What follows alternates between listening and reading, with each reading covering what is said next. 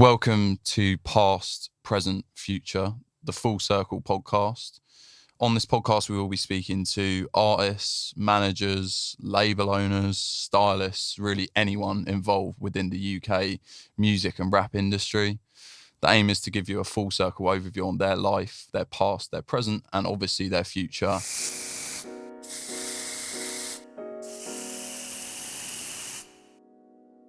Yeah, episode 2, Past, Present, Future podcast.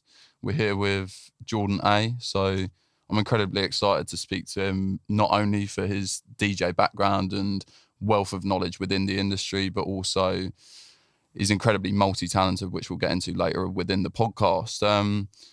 But I wanted to start, as we always do on this podcast, and let's focus on the past. So to start from the very beginning, your upbringing, your childhood, where was it specifically you grew up, Jordan? So not many people are aware of this, but I grew up in a small town in Essex called Colchester. Mm-hmm. Little fun fact, it's the oldest town in Britain. Okay. I didn't know that. And quite a remote town, quite a small town. And there's not much going on there, but it's quite quiet and tranquil, you could say. Yeah. Quite a relaxing place to be, really. It's about an hour from London, so yeah. With that tranquility in mind, how would you sum up your childhood? So my childhood was it was quite, I suppose you could say it was quite tame. Okay. It's quite a small town. There's not really that much that goes on there. Yeah. Within, any kind of wider interest from the country, you don't really hear about culture too often. Mm-hmm. There's not too much going on there. Just a kind of village mentality, really. Yeah. It's quite a small town, and there's just a little bit of this and a little bit of that going on, but not too much that anyone can speak about or shout about, really. Yeah. But growing up there was good. It's laid good foundations for myself as I've gone through the years of growing older. Yeah, for sure. Good.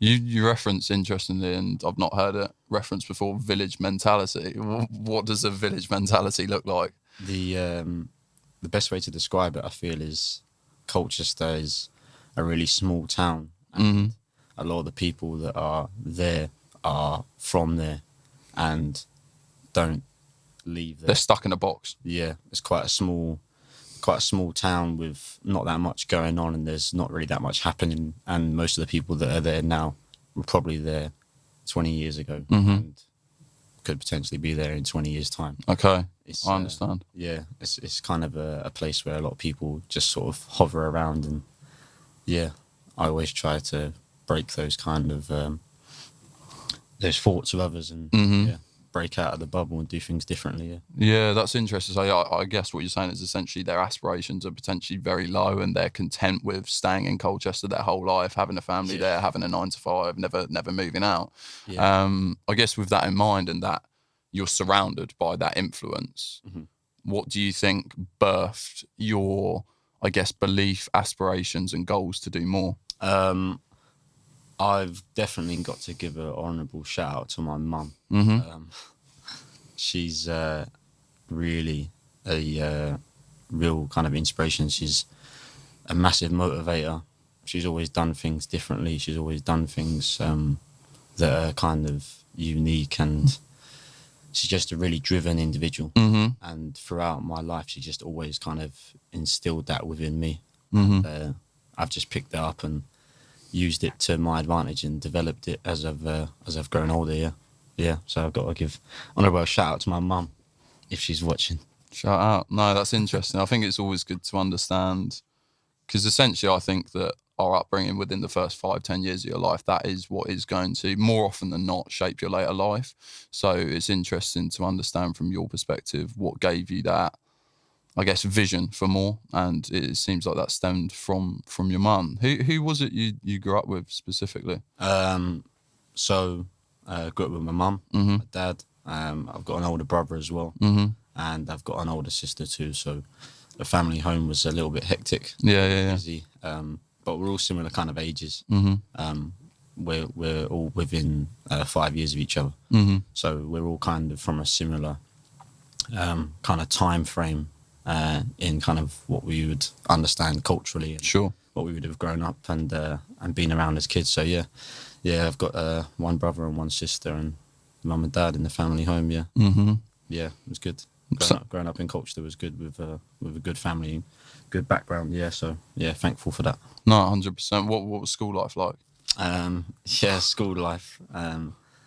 It's funny you asked that. There's loads and loads of hilarious things that happened at school. Oh, really? Yeah, when I was a child. But yeah, I was in quite a small kind of villagey kind of school. wasn't too big. I think when I was there's about 200 kids or so. Okay. Yeah, it was quite small, and standard classes of 30. So it was kind of quite a small school. But yeah, it was good. It was good. Funny, memorable times with lots of people I still talk to today. So, Oh, really? yeah, that shows kind of the good-natured people that they are. From still in contact with them and vice versa. Yeah. To this day. So yeah, school was good. I couldn't agree more. What's one story from school life that sticks out in your head now? No, I just remember at school, it was one of the snow days, and they let us loose on the field, which I believe now at the same school is actually prohibited. Okay. I think they've actually banned being allowed on the field when it's a snow day. But yeah, we used to run around and just cause some carnage with the snowballs. And yeah, I just remember hitting one of the teachers on the back of the head. And yeah, luckily it was a very crowded field, and he turned around and couldn't pick out the sniper. Okay. So, you got away with that one. Yes, it was funny. Someone actually mentioned that to me the other day, and I completely forgot about it until then. I thought, oh yeah, I do remember that. No, it's interesting. It's always good to think about school, and I guess one thing where it was leading, and from my perspective, what I'm interested to understand is like the lessons that you learn, not necessarily at school, but within your upbringing, within your past, your childhood, that you still carry through to you today, and you feel affect you in a positive light. Yeah, so I was really fortunate, to be fair. The school I was at, a lot of the teachers were really, really interested in actually like developing you as a person, to take those lessons with you into later life. And thankfully and fortunately, I've been able to hold on to some of those good messages and take them with me into what I do today and to what I will go on to do in the future. So yeah, just kind of the real the real messages of just integrity and honesty, and just striving to be the best that you can be, and really reaching to go above and beyond from what you perceive as your limitations are. So yeah, just to be as ambitious as possible, and to go and get what you want to go and get in life. So, yeah, really fortunate from some of the educators that I had in school. Some of the teachers were great. So yeah, that was something that I can definitely say was a fantastic thing about the school that I was at, and people that were in it. So yeah. Yeah, you said a few times then, which is interesting. You referenced the word fortunate when speaking about your schooling and the lessons that were instilled on you. Like you said, that leads me to believe that you don't think that that's the normal across the UK. Yeah, I mean, unfortunately, across the country and across the world, not everyone is fortunate enough to have the opportunities to be able to receive the education and to be able to receive the life lessons that you can learn from your earlier years in school life. So yeah, I use the word fortunate because yeah, compared to some other people, the things that we have access to are much more advanced. Yeah, just feel like I'm real fortunate for that. Yeah, Definitely. Really, really thankful for the things that we have the opportunity to use and to be surrounded by. So yeah. On a whole, how important do you think gratitude is in your day-to-day life? Yeah, massive. Yeah, huge. I think being able to be thankful and to be able to be, really, really grateful for what you've got in front of you can show you how to really understand and really kind of view the world in a different kind of way in what you do in your day-to-day life. Yeah, just being humble and just being thankful and just really enjoying what's in front of you and being grateful for what's in front of you. Yeah. 100% agree. No, thank you for that. It's good to understand. And I guess where I'm going from with that is ultimately what I understand from the conversation we've just had is that potentially you would say you were raised in a somewhat privileged background in comparison to other people from what we've discussed. Yeah, I mean, I've always been really, really kind of told that if you want to go and do something, then you need to work hard to Yeah, go yeah, and yeah, get yeah. to what you want to do. If you want to go and achieve something, you've got to put in the work to be able to get to that stage and to be able to get to that level. So yeah, thankfully I've always received messages of good advice from the people that surround me, the peers and family, and all the other people around me, just saying, yeah, if you want to go and do it, Work for then yeah, go and work for it and you'll get it. it. You know, we'll support whatever you're doing. You know, we're behind you. So Definitely. whatever you want to go and do, we're behind you.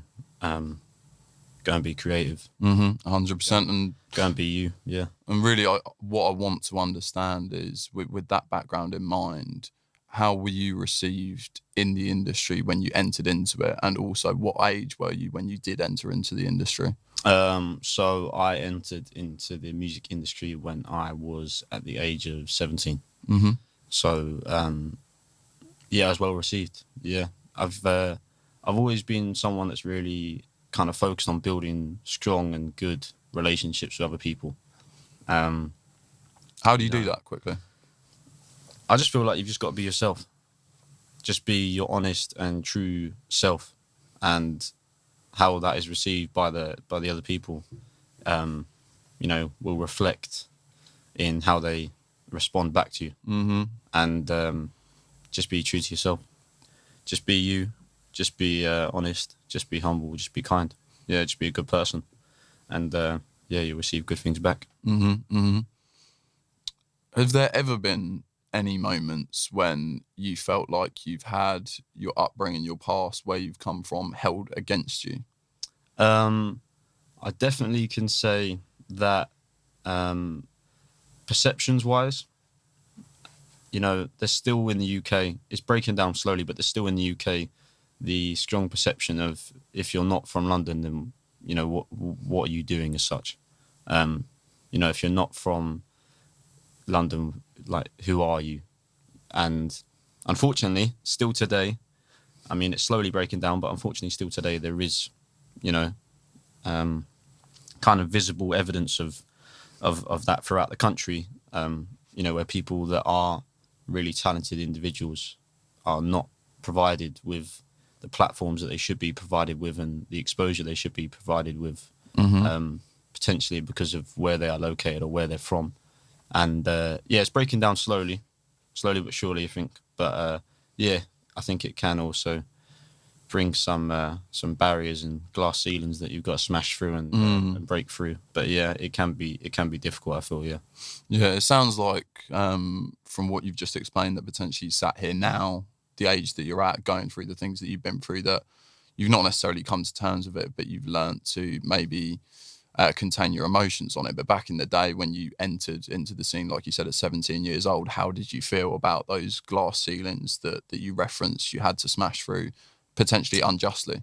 Yeah. I actually kind of relished it, to be honest. Okay, saw it as a challenge. I like the challenge. Yeah, I enjoy challenges. I enjoy having to access the deeper depths of my brain to be able to do something. So when you're provided with barriers, or they're placed in front of you, and you've got to knock them down, then sure, put them in front of me, and I'll sure do my best to knock them down, and to exceed any you know, kind of thoughts on somebody, or to exceed someone's preconceptions on somebody. So yeah, just break them down.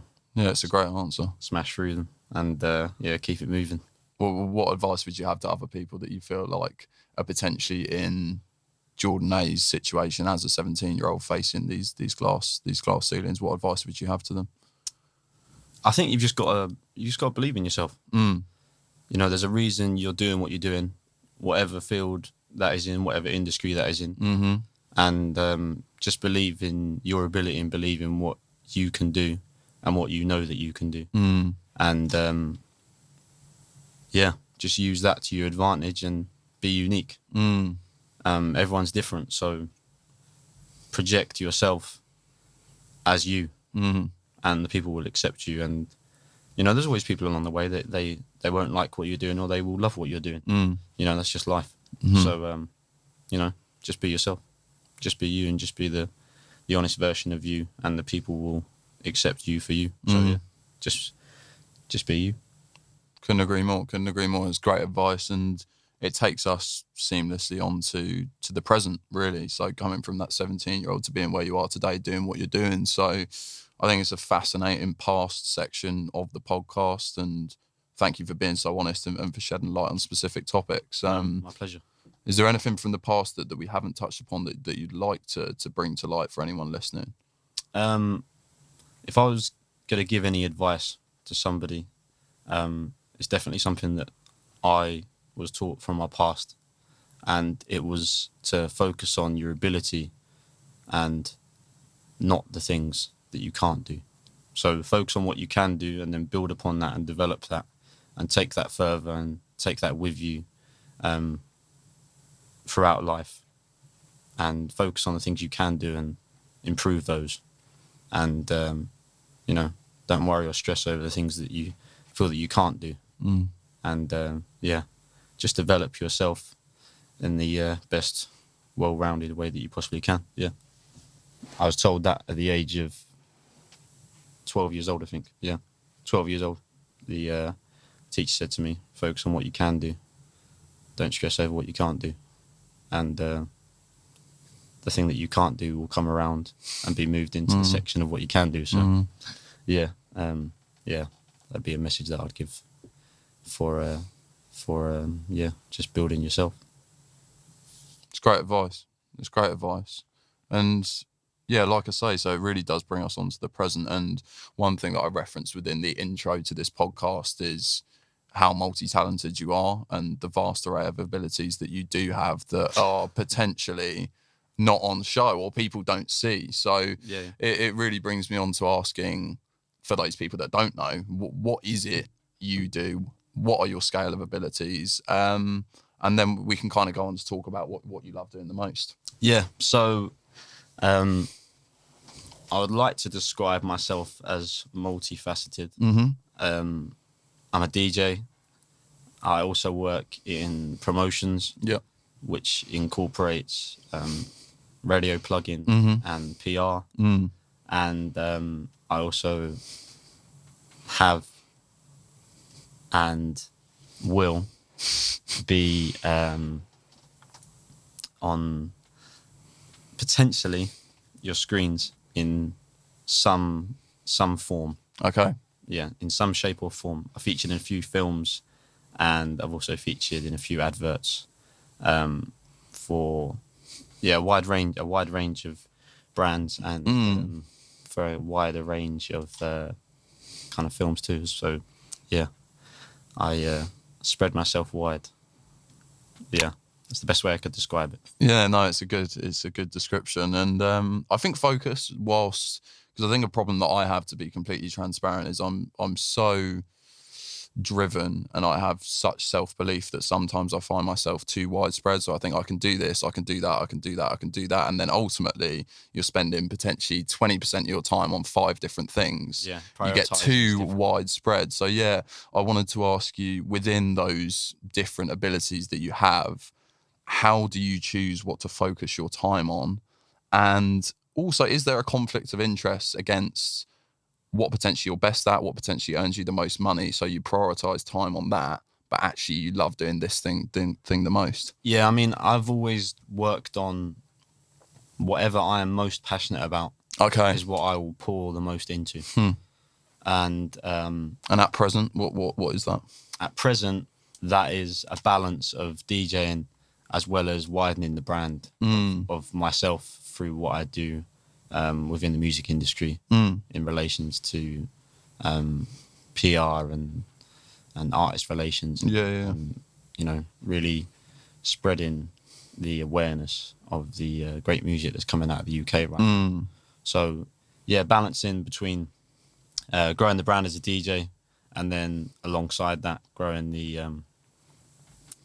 kind of understanding that I have within the music industry in relation to PR and radio and promotions. So, yeah. It's interesting you mentioned, so I think we spoke about it off camera, radio plugin, PR, etc. So you've just recently started working for 1994, if I'm not mistaken. Yeah, correct. So yeah, I mean, how did you get into that? And for the people that don't know, that read the job title of PR and radio plugin, what does that entail? So yeah, for those that aren't aware of that, it's essentially, in the most basic way I can describe it, is essentially how the music that you hear on radio is initially received by the radio station, presenters, DJs, producers, etc. And then in regards to the music that you might hear if you're out in a nightclub, or a bar, or you know, whatever the establishment is, it's also how the DJs receive the music. Yeah, that's the best way that I could describe it in the most simple form, without using loads of technical jargon. And going into greater depth, which obviously I could go on about for hours and hours, because it's something that I'm, you know, really passionate about. So definitely, that's the best way I could describe it.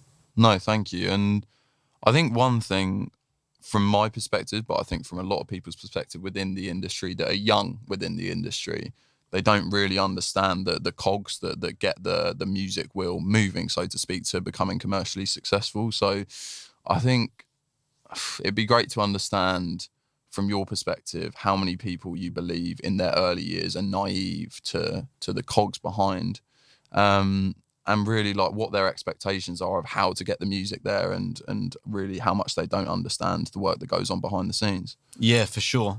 I think it's due to public perception and commercialization that's kind of led to a lot of people having a lack of understanding. Yeah.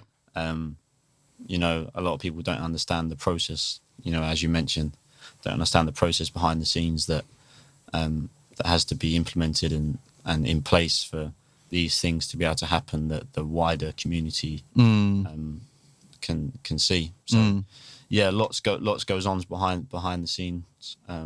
A lot happens behind the scenes, and a lot of people are still quite naive to that. With that in mind, what do you think today it takes for a young, talented artist to become commercially successful within the industry today? I feel that you've got to have a really good mindset. Your mindset towards what you do and towards the industry has got to be one that is positive. And it's got to be one that is open-minded and is driven. You've got to be someone that is driven. You'll get setbacks, you'll get knockdowns, but you've got to be able to be adaptable, and you've got to be able to react in the way of a positive light. And you've got to be driven. You've got to want what's in front of you, and you've got to want to go and get even more than that. And a really good skill is just being able to listen, absorb advice, be able to take on the knowledge that people are giving to you, and use that knowledge to be able to grow yourself. Yeah, and to be able to develop yourself, and to be able to grow yourself as an artist and as a person. You know, a lot of the messages and a lot of the lessons you can learn are transferable, not just within the music industry, but throughout life. Yeah. So yeah, that's some advice I'd give. Yeah, I was going to say, like, when you were listing off ultimately the qualities and attributes that you want to have to succeed within the industry, as I asked the question, it ultimately seems they're just a lot of the qualities that you want to have in life to succeed in life, full stop, with specific niches. So yeah, it's interesting to see, like you referenced, transferable skills. Yeah, I think you just got to be pure to yourself.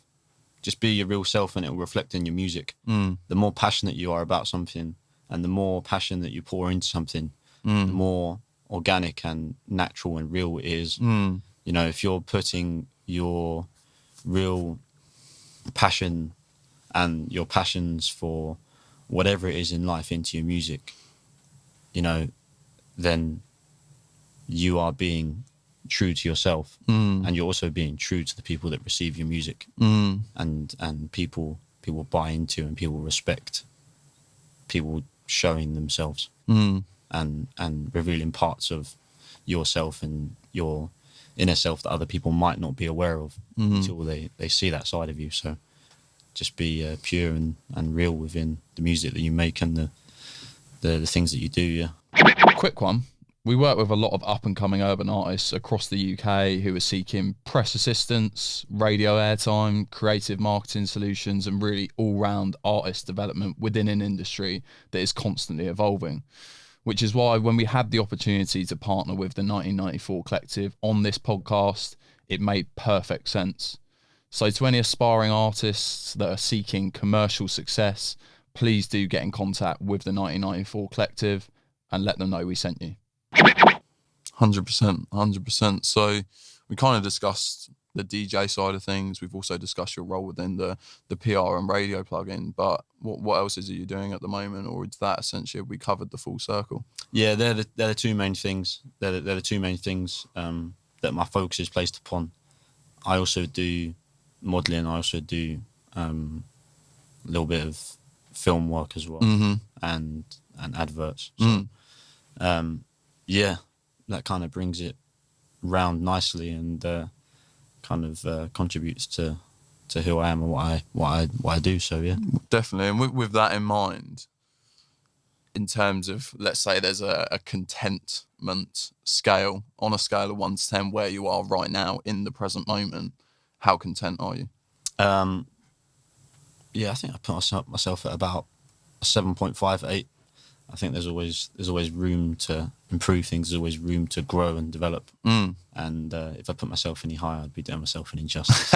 No room for growth. Yeah, I wouldn't be giving myself any space to be able to go up higher. So yeah, things are good. Thankfully, things are blessed. Thankfully, and yeah, you know, after a tough year for a lot of people, I think you've definitely got to just view things in the world with you know, slightly more open mind. Maybe if the last year has taught a lot of people something, it's to, you know, to really kind of admire and appreciate, and to just kind of really have more patience maybe with the world and the people and the things that are going on. You know, something might not happen straight away, but it doesn't mean it's not going to happen. So patience and yeah, I think for myself personally, the last years just taught me really to kind of develop my patience for things. I think we live in a world where we're so fixated on something happening right there and then. If it doesn't happen right there and then, we're disappointed. We're upset. We're confused as to why it's not happened. So yeah, definitely the last year has just taught me how to be more patient. Yeah, definitely. A quote that I like and that I reference a lot is trust the what, fuck the when. So trust what you're doing, trust the process, and the when will come to you. Yeah, for sure. Just trust what's going on, and if you're doing the right things and you've got the right mindset, it will happen. Couldn't agree more. And I'll be transparent. The answer of 7.5 feeds perfectly into the concept of the podcast. So we'll wrap the present up there and we'll move into the future. So first question is obviously going to be, so you're at a 7.5 at the moment. What do you need to do in your future to take that up to a 10? Yeah, I feel if you don't have the want and desire to elevate yourself and to have self-elevation and to grow within yourself, I feel like, you know, you find a point of feeling stagnant and stale. So yeah, I'm just always looking to develop myself in the best way that I possibly can. You know, whether that's doing more work internationally, whether that's doing more widespread work nationally within the UK, and yeah, just taking things up a notch. But yeah, people will see they'll see. Okay. So yeah, just taking things up a notch and just taking things to newer heights and new levels. I feel if you ever feel like you are in a place where you're not sure where it's going, Yeah. you kind of have to reevaluate yourself. We need to do this. We need to do that. Yeah. What could we do here to make this better? What could we do here to improve this? And yes, kind of how I view myself. What can I do to improve what's going on now to make a better future? So yeah, just taking things to new levels, new heights. Okay. And I feel like I might already know the answer to this question, but you referenced earlier widening the brand, and then on many occasions in your answer just then, you referenced taking things to new heights. What do those new heights look like? What is the eventual goal for Jordan A? Yeah, I think with my DJ hat on, I mean, I am wearing a hat, so it's quite fitting, really. I think with my DJ hat on, any DJ would say to you they want to be touring around the world as themselves. Okay. As themselves. So if you're going to a show, you're going to so and so show. And yeah, obviously, as a widespread answer, that would be the answer. But I'm sure many DJs would answer in a similar way. With a realistic answer, I mean, nothing's unrealistic. No, nothing's unrealistic. It's not impossible, but you do have to be calculated with what your goals and targets are. Agreed. Yeah, just widening the brand name. When you walk in somewhere and someone says, "Oh, who did you come here to see tonight?" "Oh, we come here to see." Yeah. So, yeah, if you can achieve those levels and reach those heights, regionally, nationally, on a widespread, then yes, it's definitely something that I seek to develop and I seek to improve. So yeah, it's interesting. You referenced there that many other DJs would potentially give a similar answer, as that's the aspiration of many DJs, like you said. So with that in mind, what sacrifices do you think that you'll have to make to ensure that you're one of the few percent of DJs that actually achieve that, rather than just saying it and hoping it comes true? Yeah. I'm just going to touch on what you mentioned in the first part. So first of all, I definitely do feel that a lot of DJs do feel underappreciated. And there's a lot of people that don't respect the art form, or they don't value the art form of DJing itself. Especially a lot of people go out nowadays, they'll hear the music and then they'll hear the next song and so on, but they won't respect the art form of what the DJ might have done to go from one track into the next track, for example. And all they hear is the music, but they might not have an understanding of what the DJ is doing. They might not respect the DJ or what the DJ is doing. Before you go on to the second part, with that in mind, the unappreciation in mind of DJs that you reference and explain, do you feel that unappreciation is responsible for, I would say, from an external perspective, DJs nowadays are much more so, they're putting their name out there, they're putting their little tags within the music while it's playing, the DJ Khaled elements and stuff like that. So how much of that, not a cry for attention, but you hear what I'm saying, just pushing the name out there, do you feel the unappreciation is responsible for how DJs are pushing themselves now with their tags and stuff? Yeah, I definitely feel that it does play a part. As you mentioned, with wanting for people to know who you are, and think about it. How many times does somebody walk into a venue, they hear the music, they don't look at the DJ, they don't acknowledge the DJ. Yeah. They might stay in that venue for a few hours. Does that make you angry? No, you can't be angry at it, can you? You can't be angry at it. I do feel as though one of the things is, when people come up to you and they have a wild request for a song, or they say something to you, but they don't understand you, they don't know you, so they feel potentially like a self-entitlement. Yeah. and almost like you're playing for me. So yeah. So it's it's definitely an interesting one, and yeah, you never know what's going to be said to you when you're DJing. It's a wild world out there sometimes. Yeah, I definitely feel, bringing it back around, I definitely do feel that it's something that historically, you know, the DJ, you know, was the person to break the music. You know, the street teams and the people that were plugging the records would take the physical records to the DJ in the club and say, this is coming out on so and so date. Do you want to give it a spin and see how it does? And you know, there's much more connection with the people and the DJs and the music and the DJs. Yeah. And yeah, it's kind of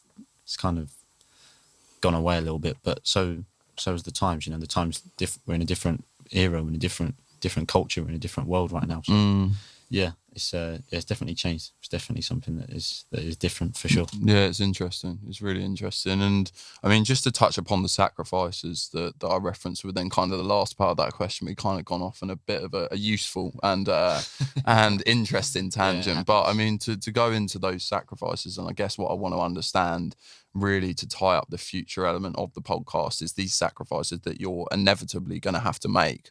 What fuels those sacrifices? What is the motivation pushing you onwards? I think the motivation comes from a real passion for the music, first of all, and it comes from a real passion for entertaining and wanting to see others enjoying themselves. You know, when you look out and you see people enjoying themselves, you see them having a good time, you see them having fun. Yeah. That for me inside gives me a feeling of I like seeing this. Okay. I like seeing the people enjoying what is going on around them. And you're part of the process. Yeah. You're part of the process of bringing that enjoyment to them. And that's a satisfying feeling. Yeah, it's good. And yeah, just real thankful and grateful for the people that, you know, do show the appreciation and love. When you look out and you see the people, and you know, sometimes they might just give you a smile, or they might even it's infectious though. Yeah, they might even give you an attempted heart shake with their fingers or something like that. You know, it's it doesn't go unmissed. Yeah, it gets noticed. Nice, very nice. And yeah, that's really a lot of the stuff that I wanted to touch upon. But one thing that I did want to understand from you, and we spoke about your goals, your aspirations, you want to widen the brand, you want to reach new levels, etc. With that in mind, how important is legacy to you? Yeah, I definitely feel as though you want to leave the people knowing who you are. I feel like I view it more on an impact level. Okay. You know, how can the things that you're doing now impact those that will come after you? Yeah, I think your impact shapes your legacy, right? Yeah. So, are the things that you are doing, are they positively impacting the greater and wider environment that you're placed within? And just kind of using that to provide something for other people to view and see. Well, this person achieved that, and they had this barrier, they had that barrier, they had to do this, they had to do that to be able to get to that level. And I feel as though if someone can view you in that sense and can look at you as someone, I'd like to use what that person did to be able to be motivation for myself. Or I remember when so and so did this, and it was an iconic moment, and you know, those things live on. And to summarize, if you could put a synopsis and people were to be speaking about you in 100 years' time, what would you like your legacy to be, say? Yeah, it's definitely not. Oh, do you remember that DJ with the ginger hair that used to wear hats, maybe or maybe not, to cover up his ginger hair? Is that a real thing? No, there is hair underneath here, and it is ginger, yes. No. No, I mean what you referenced about wearing hats to cover No, the no colour way. of your hair. No, I wear hats because I like wearing hats. Okay, You just got to accept yourself. agreed. Be But yourself. yeah. However you're brought into the world is how you look, isn't it? It's how you are. I agree. Yeah, I've always just learned to rock out the ginger hair. But yeah, sorry, I had to butt in and ask about that. But yeah, to get back to the point at No, hand. that's all right. Yeah, I feel as though that when people speak about you, want them to speak about you in a positive light, don't you? Mm-hmm. You want them to be able to say, yeah, do you remember this person and what they used to do was crazy? Mm. Do you remember how they used to do this and how they used to do that? Mm. And you see it nowadays in the society nowadays and within the culture. Mm. A lot of people do things from the lessons or from the teachings of others that they've seen previously. Yeah. And yeah, just being remembered as someone that did good things for the community. So essentially, specifics are not necessarily important to you. It's just about that positive impact and being spoken about in a positive light moving forward when potentially you're no longer around, and that'll be as a result of the great work that you've done within your lifetime. Yeah, for sure. Okay. So just being able to give back to the communities and to be able to provide for the communities and to be able to use your experiences and use the knowledge that you've developed and that you've built up and grown, and just give it back to the people, give it to them, and allow those teachings to make them, if it makes them 1%, happier in themselves, it makes them feel 1% more confident, then you've contributed to the society and you've contributed to the community. And I'm just all about giving back. Just give to other people and educate them. You don't wake up and know something. So humble is the word that springs to mind, which I think is appropriate when, I guess, analysing that answer that you've just given, but also thinking about you as a person. So I think it's a great way to wrap up the future part of the podcast and kind of bring us into to a seamless close of the podcast. I mean, like I asked you on the last section, is there anything future related that you would like to bring to light now that I haven't I guess wormed out of you within that section? Yeah, I guess potentially in the future I'd like to dive into the industry as an artist as such. More it's more as such as an A&R, so as someone that would put people together. Yeah. Networking. Put people together and playing a part of that process. I